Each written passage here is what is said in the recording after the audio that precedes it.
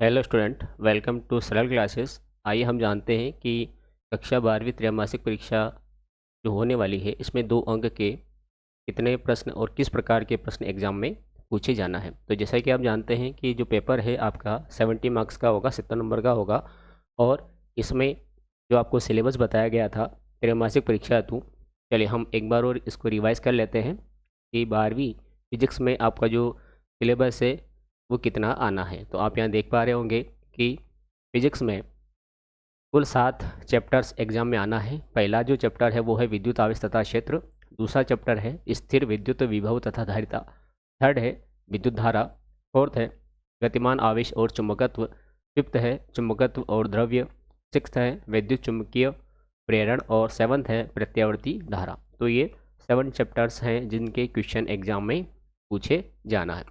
तो इन्हीं से आपका जो 70 नंबर का पेपर है, 70 मार्क्स का जो पेपर है वो बनेगा। तो यानी कि केवल 7 अध्याय हैं और 7 अध्याय से ये 70 मार्क्स पूरा करना है। तो इस प्रकार जो क्वेश्चन यहाँ से आएंगे उनकी संख्या बहुत ज़्यादा रहेगी, क्योंकि चैप्टर्स कम है और पूर्णांक 70 मार्क्स का ही है।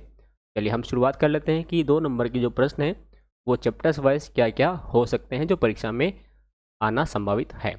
पहले हम बात करते हैं अध्याय 1 की। इसकी बात करेंगे हम, अध्याय 1 की बात करेंगे हम यहाँ पर, जिसका नाम है विद्युत आवेश तथा क्षेत्र। पहला चैप्टर हम ले लेते हैं यहाँ पर, विद्युत आवेश विद्युत आवेश तथा क्षेत्र।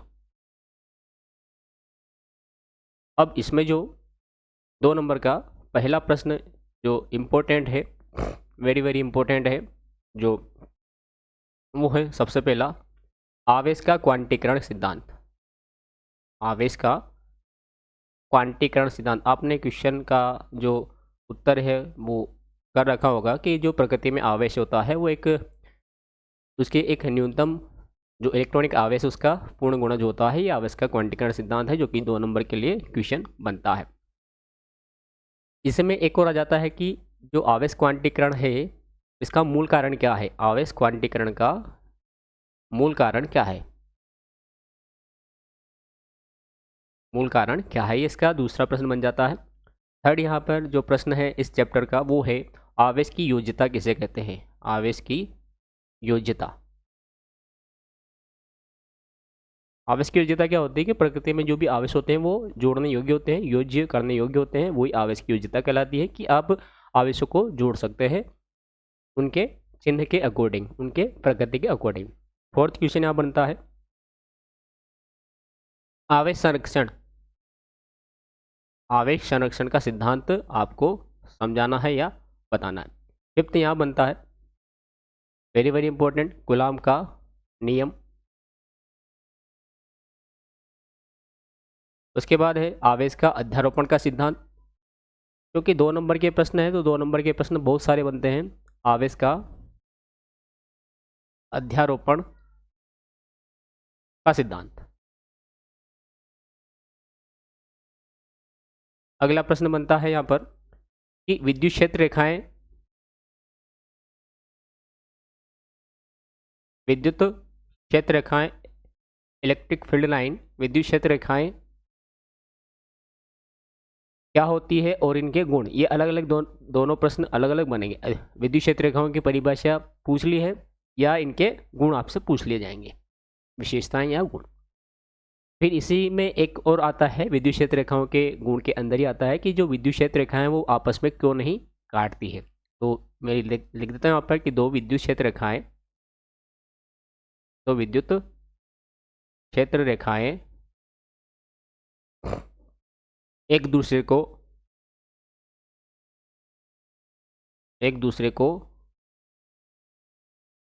क्यों नहीं काटती है। ये वेरी इंपॉर्टेंट प्रश्न है, क्यों नहीं काटती है। उसके बाद हम देखें अगला जो प्रश्न इसमें बनता है वो है विद्युत फ्लक्स। विद्युत फ्लक्स इसमें क्या है, इसकी परिभाषा आ जाएगी, इसका मात्रक, इसका विमेय सूत्र, और इनमें से ऑब्जेक्टिव भी बन सकते हैं, आप ध्यान रखें। उसके बाद हम देखें अगले प्रश्न।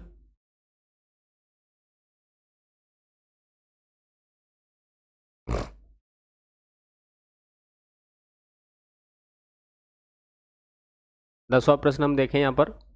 तो यहाँ पर आपको एक न्यूमेरिकल क्वेश्चन बनता है जो इस प्रकार से है कि क्या 10⁻−25, यहाँ संख्या कुछ भी हो सकती है, क्या 10⁻−25 कूलाम आवेश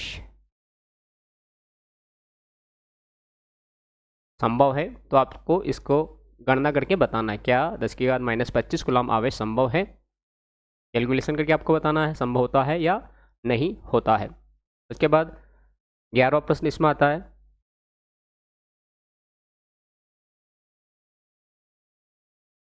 विद्युत द्विध्रुव, विद्युत द्विध्रुव क्या होता है? अगला प्रश्न है इसमें, विद्युत द्विध्रुव आघूर्ण, द्विध्रुव आघूर्ण क्या होता है? इसका मात्रक और विमीय सूत्र इसमें आता है। और एक और प्रश्न यहाँ से इम्पोर्टेंट इसमें बन जाता है जो कि है, एक कूलाम आवेश को परिभाषित कीजिए। कूलाम आवेश को परिभाषित आपको करना है कि जो एक कूलाम आवेश है, जो कि आवेश का मात्रक है एक कूलाम, इसको परिभाषित करना है कि ये किस प्रकार से होता है। तो ये अध्याय 1 विद्युत आवेश तथा क्षेत्र के 2 नंबर के जो प्रश्न है वो है। उसके बाद हम अध्याय 2 की बात करें। अध्याय 2 जिसका नाम है विद्युत धारिता तथा विभव, विद्युत धारिता तथा विभव। इसमें हम देखें सबसे पहला जो प्रश्न यह बनता है 2 नंबर का, वो है समविभव पृष्ठ किसे कहते हैं? समविभव पृष्ठ की आपको परिभाषा लिखनी है। दूसरा प्रश्न जो समविभव पृष्ठ है इसकी परिभाषा इसमें आ जाएगी और इसकी विशेषताएं भी आ सकती है। उसके बाद कोई एक न्यूमेरिकल भी 2 नंबर में आ सकता है इस पार्ट में से, कि आपको 3 संधारित्र दे दिए जाए, जैसे कि इस प्रकार से यहाँ लिख रहा हूँ कि 2 पिकोफैरेड है, 3 पिकोफैरेड है या 4 पिकोफैरेड है, कुछ भी आ सकता है। उनको आपको श्रेणी क्रम में और समांतर क्रम में जोड़ने के लिए बोला दिया जाएगा, और आपको जो संयोजन के कुल तुल्य धारिता है या कुल धारिता है वो पूछ ली जाएगी, कुल या तुल्य धारिता इसमें आपको बतानी है। तो इस प्रकार से ये एक श्रेणी क्रम और समांतर क्रम का क्वेश्चन आ सकता है। उसके बाद इसमें ये जो चालक की धारिता होती है वो क्या होती है, और चालक की धारिता को प्रभावित करने वाले कारक बताइए। चालक की धारिता और इसको प्रभावित करने वाले कारक। उसके बाद आता है दो जो समविभव पृष्ठ है वो परस्पर क्यों नहीं काटते? दो समविभव पृष्ठ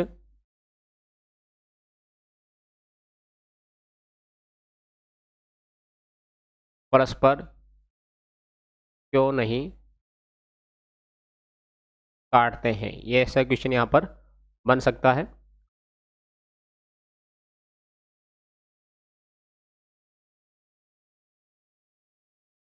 उसके बाद आ सकता है कि जो धारिता होती है, ये जो धारिता होती है उसका एक मात्रक होता है फैराडे, तो उसका व्यवहारिक मान संभव है या नहीं है। इस प्रकार से क्वेश्चन बनता है कि क्या एक फैराडे एक फैराडे क्या एक फैराडे धारिता का चालक व्यवहार में संभव है?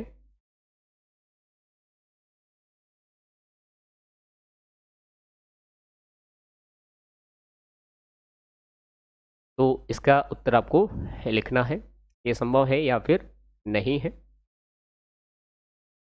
उसके अलावा यहाँ पर एक प्रश्न बनता है, पृथ्वी के विभव को शून्य क्यों माना जाता है? पृथ्वी के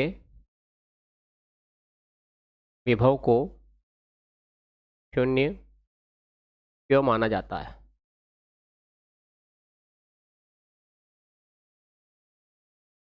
तो इससे 2 नंबर के प्रश्न यही बनते हैं। उसके बाद बात करें हम अध्याय 3 की, जिसका नाम है विद्युत धारा।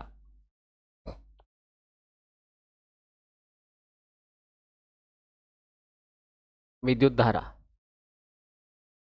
इसमें हम 2 नंबर के प्रश्न देखते हैं किस प्रकार से प्रश्न बनते हैं। यहाँ पर पहला प्रश्न यहाँ बनता है, वेरी वेरी इंपॉर्टेंट, बहुत सी बार बोर्ड एग्जाम में आया हुआ प्रश्न है ये, कि मोटर गाड़ी को स्टार्ट करते समय उसकी हेडलाइट मंद हो जाती है क्यों? मोटर गाड़ी को स्टार्ट करते समय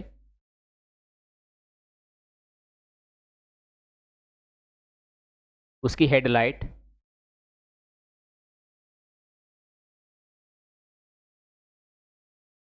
मंद हो जाती है क्यों?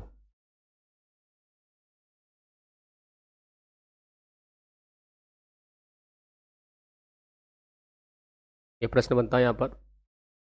दूसरा प्रश्न ये भी आया हुआ है, इस सेल का विद्युतवाहक बल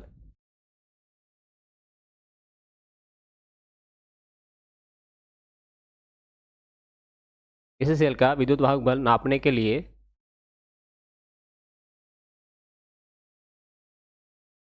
वोल्टमीटर की अपेक्षा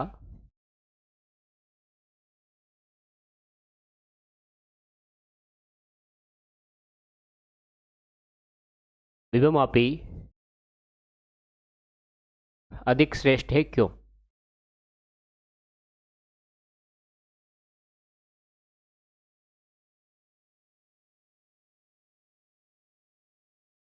अगला प्रश्न यहाँ पर है, ओम का नियम लिखिए।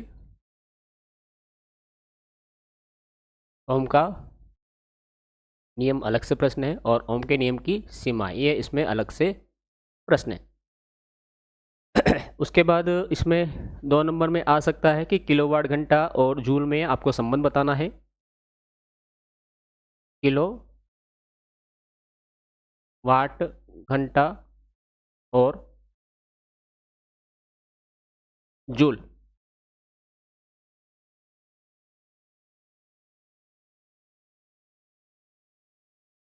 में आपको संबंध बताना है।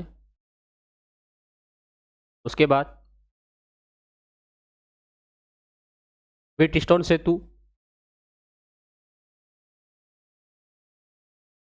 इस पर क्या प्रश्न बन सकता है? तो इसमें प्रश्न बन सकता है कि व्हीटस्टोन सेतु संतुलन में कब कहलाता है, या व्हीटस्टोन सेतु कब संतुलित कहलाता है, कब संतुलित कहलाता है। ये प्रश्न यहाँ बनता है। फिर प्रश्न बनता है, प्रतिरोध ताप गुणांक क्या है? प्रतिरोध ताप गुणांक क्या है और इसका मात्रक लिखिए आपको। अगला प्रश्न है, संबंधन तार कनेक्टिंग वायर्स, संबंधन तार तांबे के क्यों बनाए जाते हैं? तांबे के क्यों बनाए जाते हैं?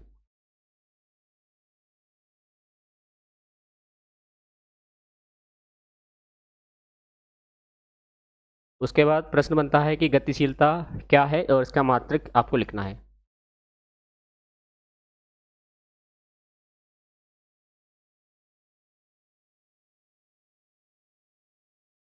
मात्रक आपको लिखना है। और एक और यहाँ से प्रश्न बन जाता है कि प्रामाणिक प्रतिरोध बनाने के लिए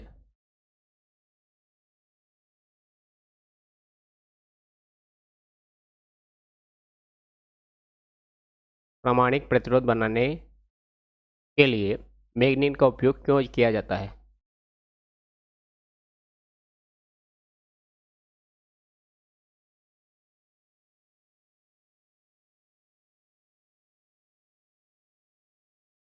और अंतिम प्रश्न इसमें बनता है कि विद्युत धारा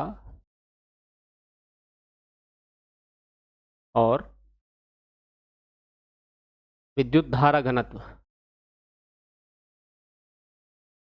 इनकी परिभाषाएं और इनके विमीय सूत्र। एक क्वेश्चन बनता है और ऑब्जेक्टिव बन जाता है कि ये सदिश हैं या फिर अदिश हैं। उसके बाद हम बात करते हैं अध्याय 4 की, जिसका नाम है गतिमान आवेश एवं चुंबकत्व।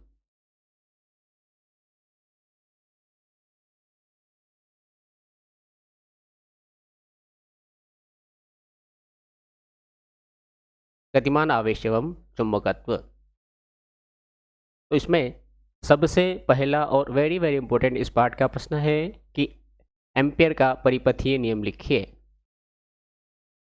एम्पियर का परिपथीय नियम आपको लिखना है, वो बताना है कि एम्पियर का परिपथीय नियम क्या होता है। दूसरा, इसमें आ जाता है गॉस की प्रमेय। तो गॉस का या गॉस की प्रमेय लिखे या गॉस का नियम लिखे। उसके बाद आता है चुंबकीय क्षेत्र रेखाएं क्या होती है। चुंबकीय क्षेत्र रेखाएं क्या होती है, यानी कि इनकी परिभाषा और इनकी विशेषताएं, यानी कि इनके गुण आपको बताने हैं। फिर प्रश्न आता है यहाँ पर कि अमीटर और वोल्टमीटर में अंतर लिखिए। अमीटर और वोल्टमीटर में अंतर 2 नंबर में आता है, तो आप कथन अनुसार अंतर लिख सकते हैं, उनकी संख्या फिक्स कर सकते हैं, जैसे 2 लिखना है या 4 लिखना है। और बड़े प्रश्न में आता है तो उस हिसाब से आप यहाँ पर अंतर लिख सकते हैं। अगला प्रश्न यहाँ पर होता है धारामापी की सुग्राह्यता से क्या समझते हैं। धारामापी की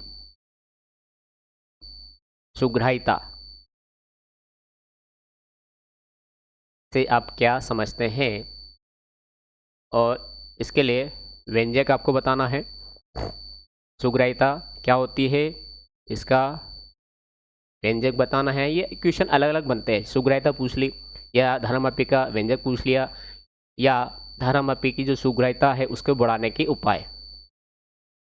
सुग्राह्यता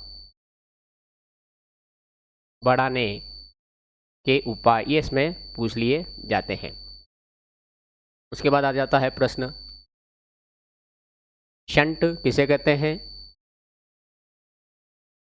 यानी कि शंट की परिभाषा आपको यहाँ लिखनी है कि शंट होता क्या है, इसकी विशेषताएं आपको बता देनी है यहाँ पर। उसके बाद आपको यहाँ लिखना है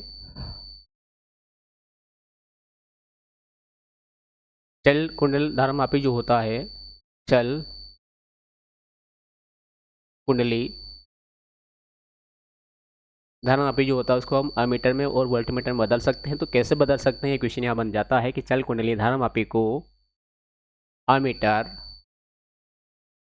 या वोल्टमीटर में कैसे परिवर्तित करते हैं, कैसे परिवर्तित करते हैं। उसके बाद 8वां प्रश्न है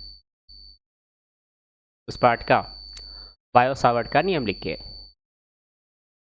बायो सावर्ट का नियम भी आपको यहाँ पर बताना है।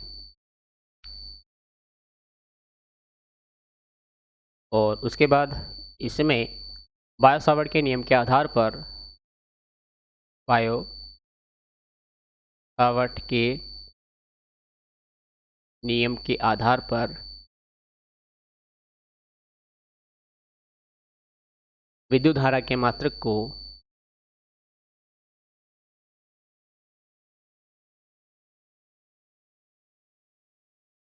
आपको परिभाषित करना है, मात्रक को परिभाषित कीजिए। और उसके बाद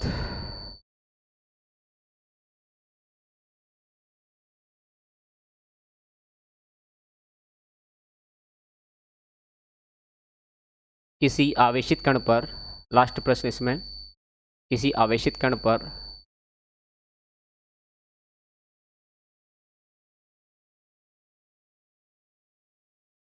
लगने वाले विद्युत बल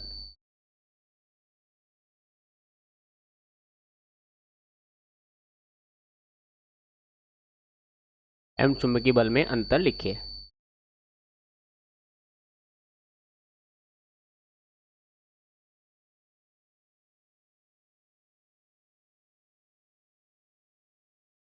और एक इसमें आप जोड़ सकते हैं लॉरेंज बल क्या होता है।